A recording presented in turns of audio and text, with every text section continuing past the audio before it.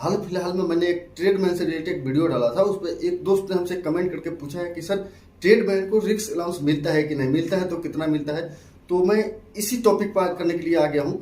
मैं आपसे रिक्वेस्ट करूँ तो अभी तक आपने मेरे चैनल को सब्सक्राइब नहीं तो नीचे लाल वाला सब्सक्राइब बटन दबा के चैनल को सब्सक्राइब कर लीजिए, साथ में बेल आइकन दबा दीजिए ताकि मैं वीडियो डालूं तो आपको नोटिफिकेशन मिलता रहे। दोस्तों एसएससी रिलेटेड मैं ऐसे ही वीडियो इस चैनल पर लेके आते रहता हूँ। चलिए मैं डायरेक्ट वीडियो शुरू करता हूँ। सबसे पहले मैं बात कर लेता हूँ कि एसएसबी में, चाहे किसी भी एसएससी के विभाग में, जैसे बीएसएफ हो गया, सीआईएसएफ हो गया, आईटीबीपी, सीआरपीएफ, किसी भी में ट्रेडमैन किसको बोलते हैं? जनरली ट्रेडमैन कोबलर जिसको मोची बोलते हैं, टेलर जिसको दर्जी बोलते हैं, गार्डनर जिसको माली बोलते हैं, पेंटर, कुक जिसको खाना बनाने के लिए भर्ती किया जाता है, जिसको रसोइया या बावर्ची बोलते हैं, वाटर कैरियर जो वाशरमैन, धोबी, स्वीपर, सफाई वाला, और बार्बर मतलब नाई जो बाल कटिंग करता है, इसी के बारे में बात करते हैं। इसी को मुख्य तौर पर ट्रेडमैन कहा जाता है। हालांकि ट्रेडमैन कुछ और होता है, जैसे वेटनरी हो गया, वो ड्राइवर में हो गया, इस सभी पोस्ट ट्रेडमैन में ही आता है, लेकिन जनरली ट्रेड इसी को बोलते हैं।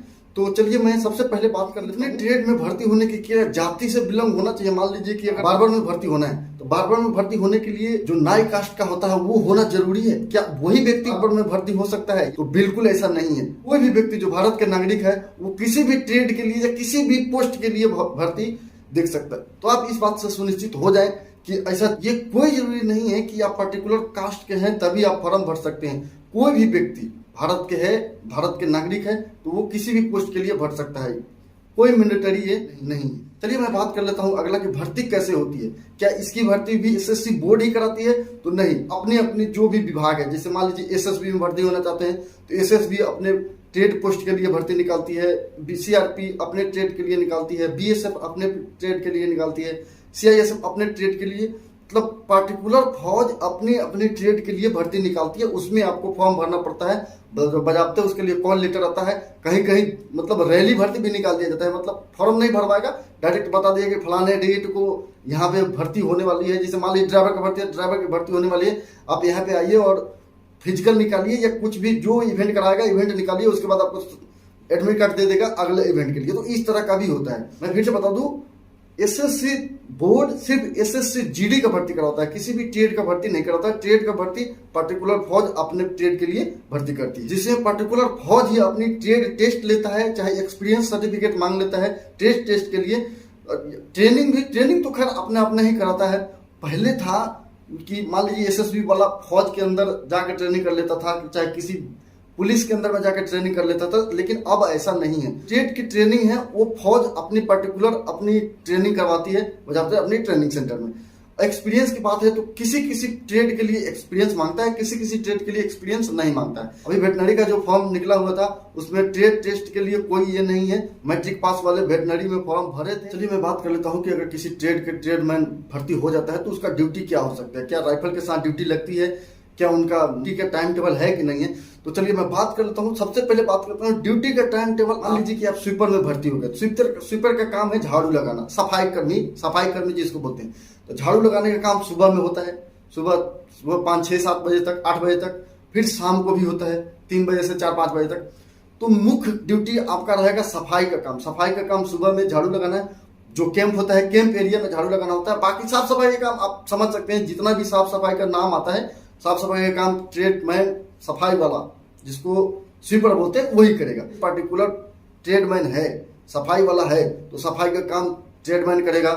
धोबी है तो धोबी का काम धोबी ही करेगा। इसके अलावा राइफल के साथ ड्यूटी लगती है कि नहीं लगती है, इसके लिए डिपेंड करता है कि आप किस एरिया में ड्यूटी कर रहे हैं। मान लीजिए कि आप श्रीनगर साइड में हैं तो आपको राइफल के साथ ड्यूटी करना पड़ता है, ड्यूटी करना होता है। लेकिन अगर पीस एरिया में है तो आपको ड्यूटी नहीं करना पड़ता है, मैक्सिमम जगह नहीं करना पड़ता है। सफाई कर्मी मतलब ट्रेडमैन को बोल रहा हूँ, ट्रेडमैन मैक्सिमम जगह ड्यूटी नहीं करता है। अगर श्रीनगर चाहे पीसफुल एरिया में नहीं है, किसी डिस्टर्ब एरिया में है, तो आपको ड्यूटी करना पड़ सकता है, राइफल के साथ ड्यूटी करना पड़ता है। ड्यूटी टाइम फिक्स आपका जो ट्रेड की ड्यूटी है, समझ लीजिए कि सुबह दिन में है, रात में ट्रेड की ड्यूटी नहीं होती है। कुक की ड्यूटी सुबह में, शाम को, दोपहर में खाना बनाने का, नाश्ता बनाने का और रात का खाना बनाने का, यही आपका ड्यूटी रहेगा। सफाई कर्मी का सुबह में 2 घंटा 3 घंटा, शाम को 2 घंटा 3 घंटा, मतलब सफाई कर्मी का। वही उसी हिसाब से अगर मान लीजिए बार्बर का है, बार्बर का भी सुबह 2-3 घंटा बाल कटिंग करने का, शाम का भी 2-3 घंटा बाल कटिंग करने का जो टाइम है। रात में ड्यूटी आपका नहीं लगता है, लेकिन डिस्टर्ब एरिया में आपका राइफल के साथ ड्यूटी लग सकता है। ड्यूटी जवान के साथ मतलब जीडी के साथ 2 घंटा 3 घंटे की जो ड्यूटी लगती है फिक्स ड्यूटी। बहुत सारे दोस्तों के मन में ये भी ख्याल आता है कि क्या अगर मान लो हम ट्रेडमैन में है तो हमको राइफल से गोली चलाने का मौका मिलता है कि नहीं। तो देखिए, कोई भी बंदा, जीडी का भी बंदा अगर किसी ऑपरेशन में जाता है, जरूरत पड़ने पर ही गोली चलाने का मौका मिलता है, नहीं तो नहीं मिलता है। लेकिन पूरे साल में एक बार एनुअल फायरिंग होता है, एक बार एनुअल मेडिकल होता है। मेडिकल बोले तो साल में एक बार आपका बॉडी चेकअप होगा कि आप फिट हैं कि नहीं फिट है, चाहे आप ट्रेडमैन के हो चाहे आप जीडी के हो। ऊपर से लेकर नीचे तक साल में एक बार आपका एनुअल फायरिंग होगा, साल में एक बार एनुअल मेडिकल होगा, उसमें फिट होना जरूरी है। बहुत सारे दोस्त ये भी पूछते हैं कि कितने गोली चलाने का मौका मिल सकता है। तो साल में आपको एक बार कम से कम 80 राउंड फायर करने का मौका मिल सकता है। जीडी वाले को 165 राउंड का मौका मिलता है फायर करने का। इसके लिए आप निफिक्र रहिए, गोली चलाने आप फौज हैं, जरूरत पड़ने से आपको सब काम लिया जाएगा। आपको ड्यूटी लिया जाता है राइफल के साथ, तो राइफल के साथ राइफल का हैंडलिंग करने आना चाहिए। आपका जो ट्रेनिंग होता है उसी में आपको सिखा दिया जाता है राइफल का हैंडलिंग कैसे करना है और राइफल से गोली कैसे चलती है, राउंड कैसे फायर किया जाता है, वो सब सिखा दिया जाता है। तो उसको मेंटेन करने के लिए हर साल एनुअल फायरिंग होते रहता है। उसको पिछले वीडियो में मुझसे एक सवाल और पूछा गया था कि सर ट्रेडमैन की छुट्टी कितनी दिन की होती है। मैं पिछले वीडियो में बता रखा था, इस वीडियो में भी बता देता हूँ। छुट्टी के मामले में चाहे आप जीडी के हैं, चाहे आप ट्रेड के हैं, चाहे आप मिनिस्ट्रियल में हैं, कहीं भी हैं, ऑफिशियल हैं, 8 दिन ईएल 15 दिन सीएल आपको मिलेगा ही मिलेगा। बाकी जो छुट्टी मिलता है वो सब जो जमा होने वाला जैसे मेडिकल लीव, मैटरनिटी लीव, ये सब आपको मिलते रहेगा। ऐसा कुछ नहीं है कि जो ट्रेडमैन में है उसको कम छुट्टी मिलता है, जो जीडी में है उसको ज्यादा छुट्टी मिलता है, ऐसा कुछ नहीं है। आप अपने दिमाग से ये वहम निकाल दीजिए। कोई सोचता है कि हम ट्रेड में चले जाएंगे तो हमसे ये करेगा वो करेगा, हमको छुट्टी कम मिलेगा, ऐसा कुछ नहीं है। छुट्टी के मामले में और पैसा के मामले में दोनों बराबर है। प्रमोशन, देखिए एक और बात बता दूं, जीडी वालों को प्रमोशन होता है कुछ जैसे ड्राइवर का जो कुछ ट्रेड है उसका भी प्रमोशन होता है, लेकिन कुछ ट्रेड का प्रमोशन बिल्कुल नहीं होता है। जैसे कुक हो गया, ट्रेड आपका प्रमोशन बिल्कुल नहीं होगा। सफाई वाला हो गया, उसका प्रमोशन बिल्कुल नहीं होगा। तो उन लोगों के लिए प्रमोशन नहीं होगा, रैंक नहीं लगेगा। पैसा के मामले में आपका प्रमोशन बराबर चलेगा, जितना मतलब जीडी का चलता है उतना आपका भी चलेगा। मान लीजिए कि आपके साथ का भर्ती एक जीडी का बंदा का पे 20,000 है तो आपका भी पे 20,000 होगा। 10 साल बाद उसका पे 40,000 हो गया तो आपका भी पे 40,000 होगा। लेकिन 10 साल के बाद उसका रैंक लग सकता है, उसका एक प्रमोशन होकर वो हवलदार बन सकता है, लेकिन आप हवलदार नहीं बनेंगे, पे आपका बराबर है। इस वीडियो को बनाने का मकसद है कि एक दोस्त ने हमसे पूछा है कि सर ट्रेडमैन का रिस्क अलाउंस मिलता है कि नहीं मिलता। इस टॉपिक पर मैं बात कर लूं कि मैं फिर से बता दूं, अभी जस्ट थोड़ा देर पहले मैं बता दिया कि पैसा को लेके ट्रेड और जीडी में कोई अंतर नहीं होता है। रिस्क अलाउंस जितना जीडी को मिलता है उतना ट्रेडमैन को भी मिलेगा। ऐसा कुछ नहीं है कि हम जीडी में हैं तो हमको रिस्क अलाउंस 17,000 मिल रहा है और मेरे ही साथ अगर एक ट्रेड का बंदा है तो उसको 17,300 नहीं मिल रहा है, चाहे 17,300 के बदले में 10,000 मिल रहा है। ऐसा कुछ नहीं है। एक पर्टिकुलर लोकेशन में अगर मुझे 17,000 मिल रहा है तो ट्रेडमैन को भी 17,000 मिलेगा। रिस्क अलाउंस थोड़ा सा अगर रैंक के हिसाब से देखा जाए तो वैरी करता है। अपर रैंक को थोड़ा ज्यादा मिलता है, उससे मिडिल वाले रैंक को थोड़ा कम मिलता है। सबसे कम में जीडी और ट्रेडमैन को बराबर मिलता है। 17,000 मिलेगा तो सबको 17,000 मिलेगा, 10,000 मिलेगा तो सबको 10,000 मिलेगा, चाहे वो ट्रेड का हो चाहे वो जीडी का हो।